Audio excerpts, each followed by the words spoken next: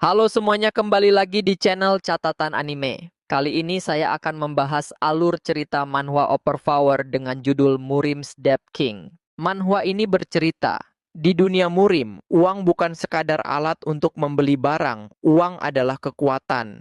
Untuk membuat pedang, memberi makan murid, membangun sekte, bahkan untuk bertahan hidup semuanya membutuhkan biaya. Di tengah dunia para pendekar yang dipenuhi konflik antar sekte, muncul sebuah lembaga keuangan misterius bernama Continental Bank yang menawarkan pinjaman cepat tanpa jaminan. Mereka memberikan uang kepada siapa saja yang membutuhkan, mulai dari pendekar biasa hingga kelompok besar murim. Namun, ada harga yang harus dibayar. Jika peminjam gagal melunasi utangnya, pembayaran tidak hanya dilakukan dengan harta, tetapi juga dengan tubuh dan energi dalam ki mereka. Tokoh utama dalam cerita ini adalah seorang raja rentenir di dunia murim yang menggunakan sistem utang sebagai senjata. Alih-alih mengandalkan pedang atau teknik bela diri, ia mengendalikan orang-orang kuat melalui kontrak, hutang, dan kekuatan finansial. Bahkan sekte bela diri dan kelompok iblis pun bisa menjadi klien sekaligus targetnya. Dengan konsep unik yang menggabungkan aksi murim, strategi bisnis, kekuasaan, dan pertarungan antar pendekar, Murim's Death King menghadirkan kisah tentang seseorang yang membuktikan bahwa di dunia para ahli bela diri, uang juga bisa menjadi kekuatan paling mematikan. Tanpa banyak basa-basi lagi, ayo kita gaskan ke alur ceritanya. Cerita diawali dengan diperlihatkannya pasukan besar sekte iblis yang berkumpul di sebuah dataran luas, memamerkan kekuatan militer yang benar-benar mengesankan. Barisan demi barisan prajurit berdiri kokoh, memancarkan aura intimidasi yang mampu membuat siapapun gentar hanya dengan memandangnya. Di bawah tangga raksasa yang menjulang tinggi ke angkasa, para prajurit tampak santai sambil menunggu perintah berikutnya dari pemimpin mereka. Di puncak tangga itu duduk seorang pria dengan aura yang begitu mendominasi. Hanya dari caranya bersandar di kursinya, sudah terlihat jelas siapa penguasa mutlak tempat tersebut. Dialah sang Heavenly Demon. Kemudian tiba-tiba ia tersenyum lebar sambil berkata, mengesankan. Di saat yang sama, bawahannya yang mengenakan kerudung dan berdiri di belakangnya segera angkat bicara sambil memberi hormat. Salam hormat, di bawah kepemimpinan Anda, martabat kultus kita telah mencapai langit tertinggi. Tuan, sekarang Central Plains akan sujud di hadapan Anda. Mendengar itu, sang Heavenly Demon tertawa sinis lalu berkata, benar, memang harus begitu. Dan diperkenalkanlah sosok sang Heavenly Demon ini, seorang pria bernama Wiji Cheon. Kemudian bawahannya kembali angkat bicara, namun Tuan, ada satu hal yang membuat saya penasaran. Mendengar itu Wiji Cheon berkata, katakan. Lalu bawahan itu menunjuk pada perlengkapan perang pasukan dan berkata, itu alat tempur yang terlihat begitu mahal itu. Kultus kita sudah lama mengalami krisis ekonomi. Jadi, dari mana Anda mendapatkan uang sebanyak itu? Mendengar pertanyaan itu, Wiji Cheon berkata sambil mengangkat cangkirnya dan bersiap meneguk minuman. Seseorang meminjamkannya padaku. Mendengar jawaban itu, sang bawahan sontak terkejut. Maaf? Kemudian sambil meneguk minumannya dengan santai, Wiji Cheon kembali berkata, ada orang yang mau meminjamkannya. Mendengar itu, bawahannya hanya bisa terdiam beberapa saat, kebingungan dengan jawaban yang baru saja ia dengar. Kemudian bawahan itu bergumam dalam hatinya dengan raut wajah yang dipenuhi keterkejutan. Meminjamkan uang kepada kultus demonik, tidak ada orang waras yang akan melakukan hal semacam itu. Karena sudah jelas, uang itu tidak akan pernah kembali. Maka hanya ada satu jawaban yang terlintas di benaknya. Seketika itu juga, ia memberi hormat dengan penuh takzim lalu kembali berkata, Anda sungguh Heavenly Demon yang luar biasa. Terpesona oleh martial arts dan karakter Anda? Tidak, takut akan kekuatan Anda. Para bank dari Central Plains pasti dengan sukarela menawarkan dana perang mereka. Menguras habis kekuatan musuh tanpa menumpahkan setetes darah pun, saya sungguh terkagum-kagum oleh kecerdasan Anda tuanku. Namun, di balik pujian yang menggelegar itu, ia kembali bergumam dalam hati, orang gila macam apa yang mau memberi kami uang? Tiba-tiba, Wiji Cheon mendeci pelan lalu berkata, aku bukan bajingan. Kau pikir aku mencurinya? Setelah itu, Wiji Cheon merogoh bagian dalam pakaiannya dan mengeluarkan sesuatu. Ia lalu memperlihatkan sebuah dokumen ke arah bawahannya sambil berkata, aku hanya memberi sidik jariku di sini. dan mereka langsung memberiku deposit. Melihat lembaran kertas itu, sang bawahan hanya bisa memandang dengan wajah kebingungan. Ia sama sekali tidak mengerti. Kemudian Wiji Cheon kembali berkata, dia memperkenalkan dirinya sebagai manajer Kim. Dia sungguh orang yang ramah. Dia bahkan memberiku bunga yang rendah. Mendengar itu, sang bawahan mulai meneliti dokumen tersebut dengan saksama sambil bergumam dalam hati. Kontrak, mereka meminjamkan kita uang sebesar ini hanya dengan bukti selembar kertas. Kemudian diperlihatkan sebuah tulisan pada dokumen itu. Kondisi khusus. Tulisan tersebut bahkan dilingkari dengan tinta merah seolah sengaja dibuat mencolok. Melihatnya, tubuh sang bawahan seketika menegang karena terkejut. Dengan tatapan gemetar, ia melanjutkan membaca isi kontrak itu. Dan tepat di bawahnya tertulis, jika tidak dapat membayar hutang, kidebitur akan diambil. Melihat hal itu, sang bawahan kembali diliputi kebingungan. Sesaat kemudian ia bergumam dalam hati dengan wajah yang mulai pucat. Jika tidak bisa membayar hutang, mereka akan merampas kidebitur? Lalu, tanggal pelunasannya? Hari ini? Melihat kenyataan itu, sang bawahan terdiam selama beberapa saat. Namun tak lama kemudian, ia kembali menegakkan tubuhnya dan berkata dengan lantang kepada Wiji Cheon, sungguh kontrak yang arogan. Tapi itu hanyalah formalitas belaka. Tuanku, seluruh emas di dunia ini adalah milik Anda. Meski tanggal pelunasannya jatuh hari ini, itu sama sekali bukan masalah. Mendengar itu, Wiji Cheon segera menyelipkan kembali dokumen tersebut ke dalam bajunya lalu berkata, kau sungguh pintar, Left Emissary of Light. Itu benar. Setelah kita memenangkan perang ini, aku akan memberikan sejumlah emas kepada manajer Kim. Kemudian bawahan itu kembali memberi hormat dengan penuh rasa hormat sambil berkata, Anda memang penguasa Central Plains. Penguasa di atas para penguasa. Anda benar-benar true heavenly demon dari kultus heavenly demonic kita. Mendengar pujian itu, Wiji Cheon seketika tertawa terbahak-bahak. Tawanya menggema di seluruh dataran, dipenuhi keyakinan dan kesombongan seorang penguasa yang merasa tak terkalahkan. Sesaat kemudian Wiji Cheon mencabut pedangnya dari sarung dengan suara nyaring yang menggema.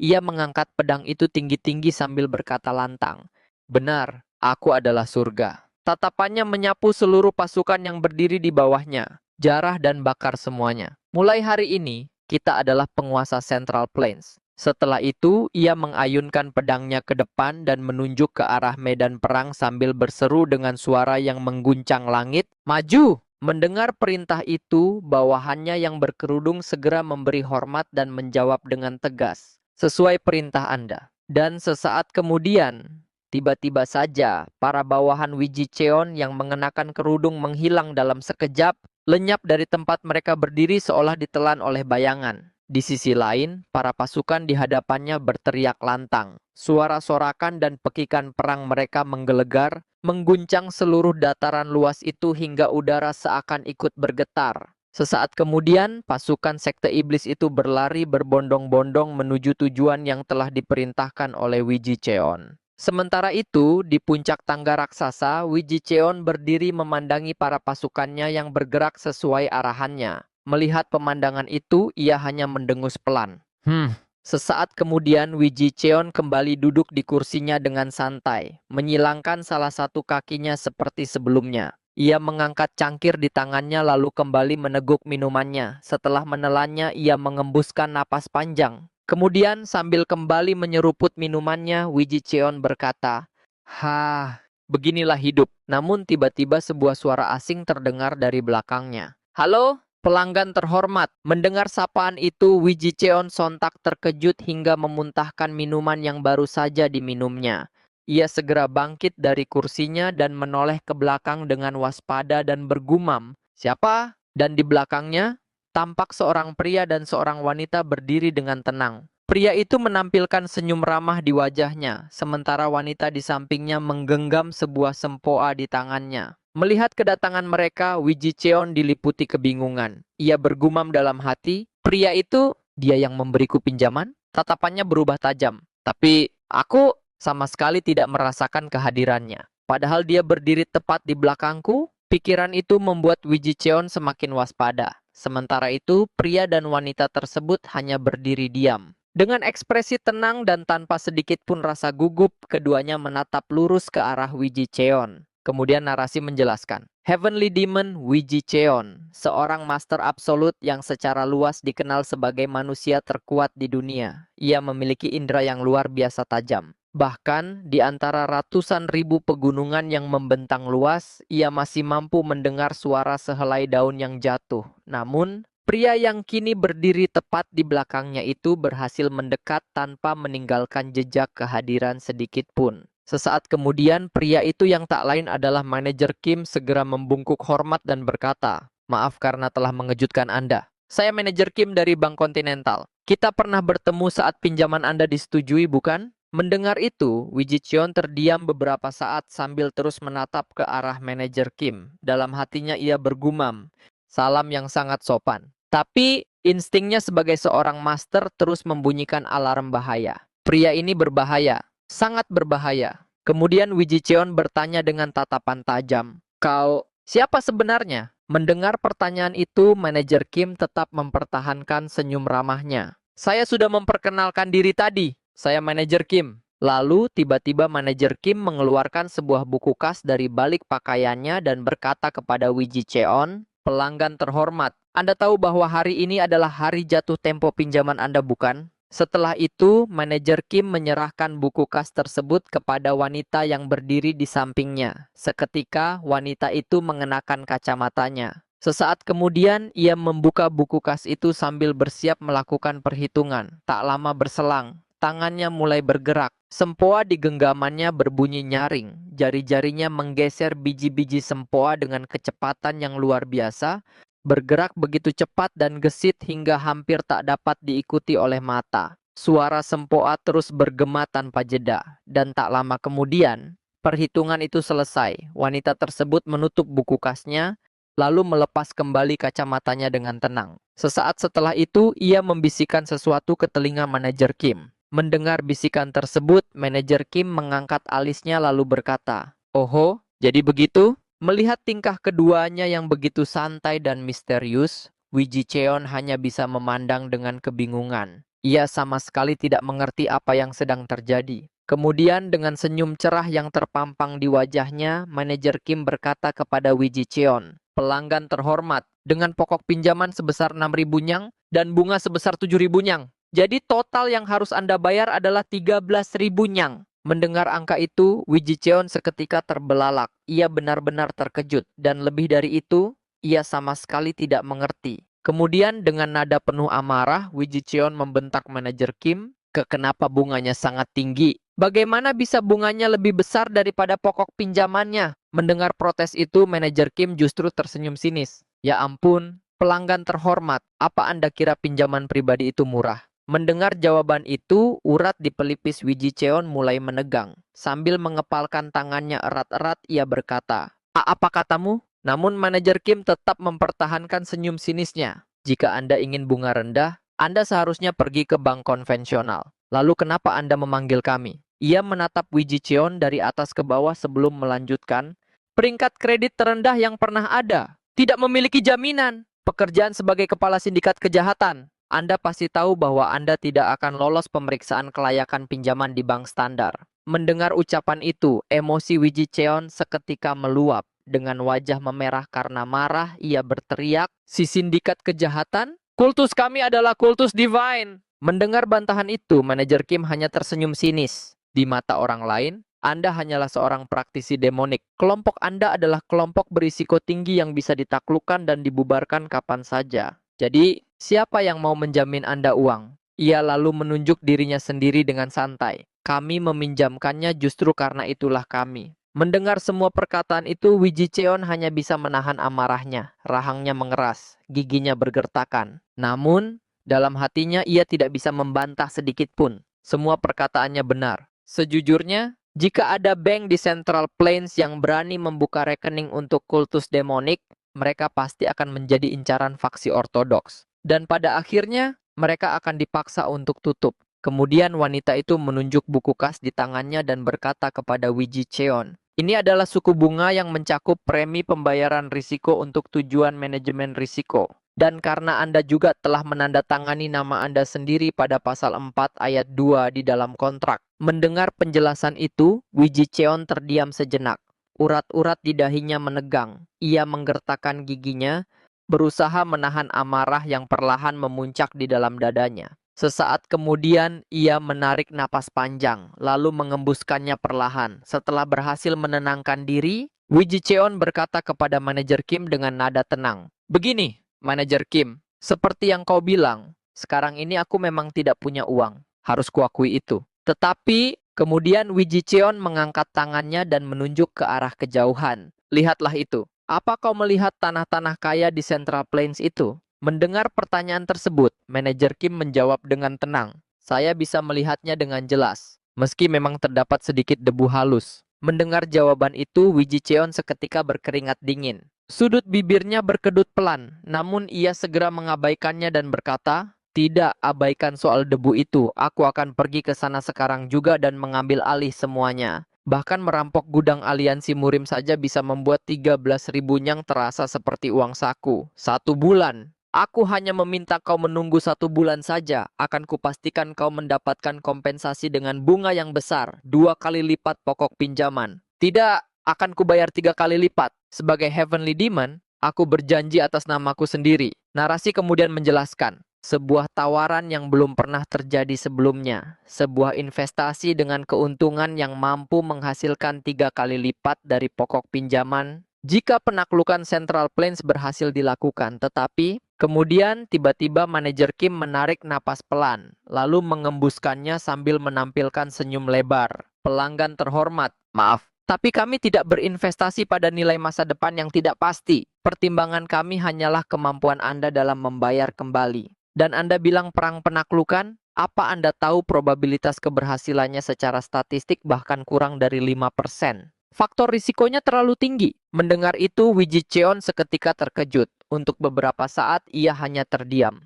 Sementara itu, di hadapannya, manajer Kim mulai melangkah perlahan menghampirinya. Setiap langkahnya terdengar tenang, namun entah mengapa, justru terasa semakin menekan. Sambil terus berjalan, manajer Kim berkata, "Proposal Anda telah ditolak. Waktu yang telah disepakati sudah terlewat." Kemudian senyum di wajahnya perlahan berubah. Senyum itu masih ramah, namun kini terasa begitu mengerikan. Dengan nada santai yang justru membuat suasana semakin mencekam, manajer Kim berkata, "Jika Anda tidak punya uangnya, maka sebagaimana isi kontrak, Anda harus membayar dengan tubuh Anda sendiri." Pelanggan terhormat. Mendengar perkataan itu, Wee Ji Cheon seketika terkejut.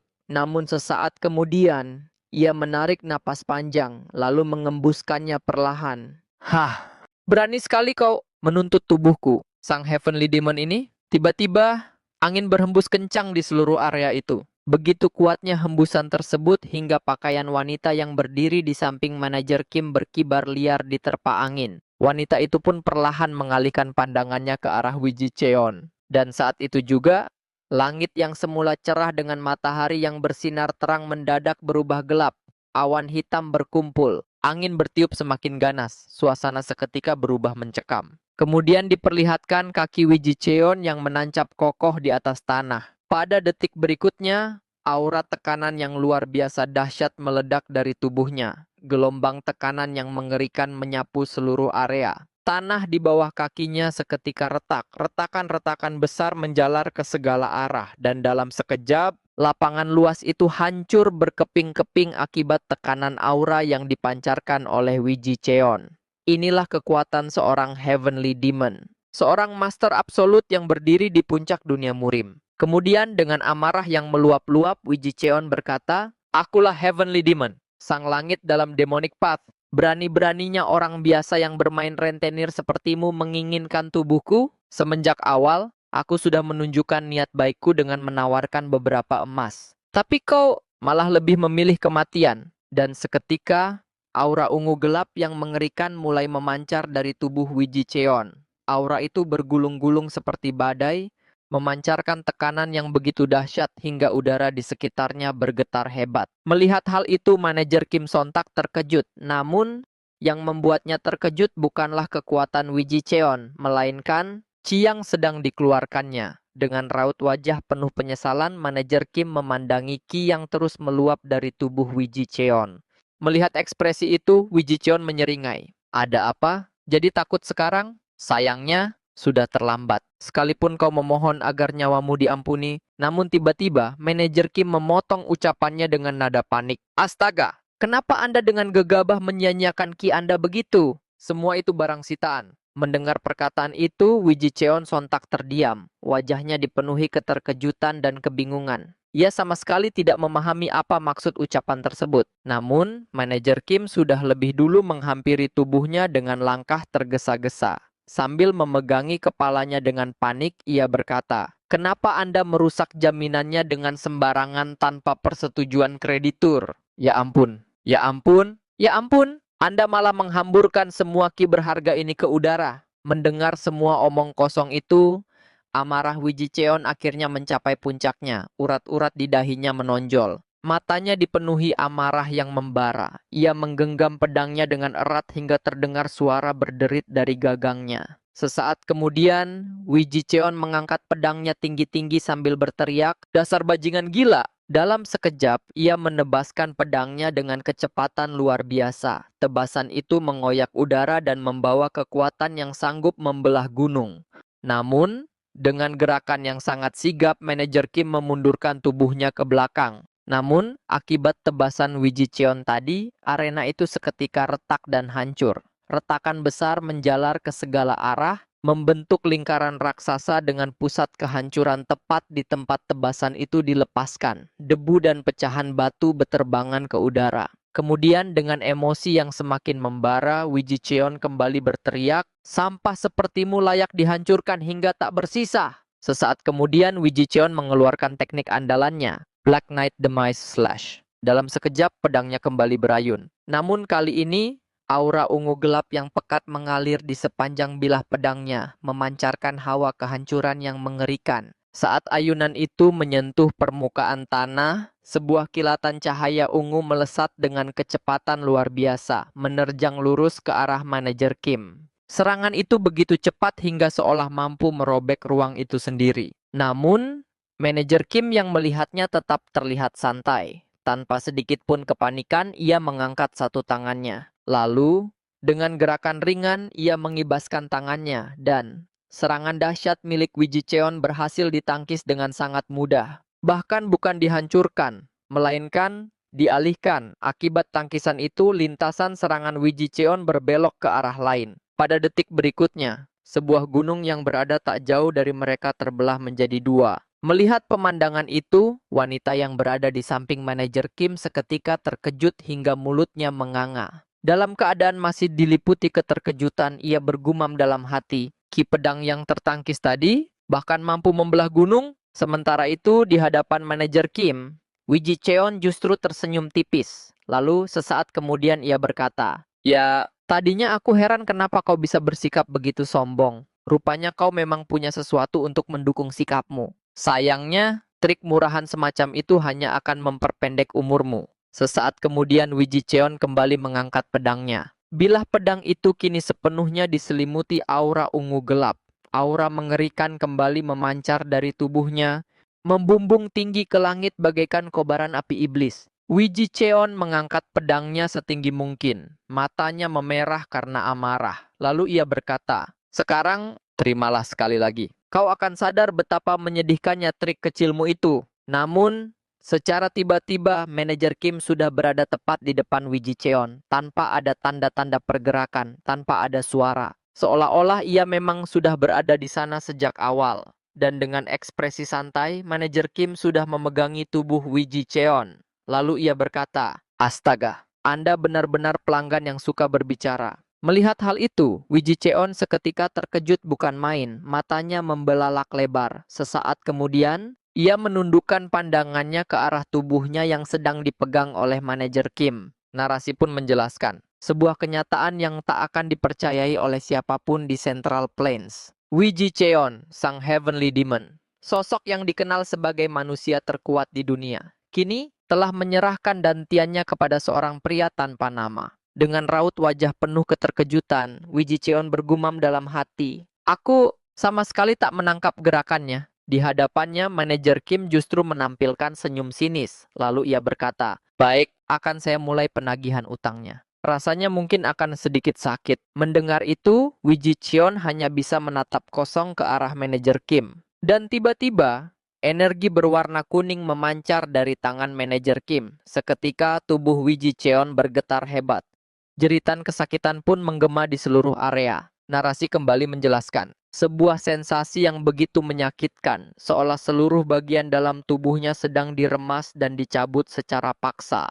Sambil terus merasakan ki-nya tersedot keluar, Wee Ji Cheon bergumam dalam hati, "Start absorbing art? Tidak, Ciku." Ciku sedang dihisap habis. Jeritan kesakitan kembali keluar dari mulut Wee Ji Cheon. Namun manajer Kim tetap mempertahankan senyum sinisnya. Ia berkata dengan nada santai, "Pelanggan terhormat, tolong rilekskan tubuh Anda. Anda bisa menderita karena penyimpangan ki jika terus memaksakan diri loh." Sementara itu, Wee Ji Cheon masih terus menjerit.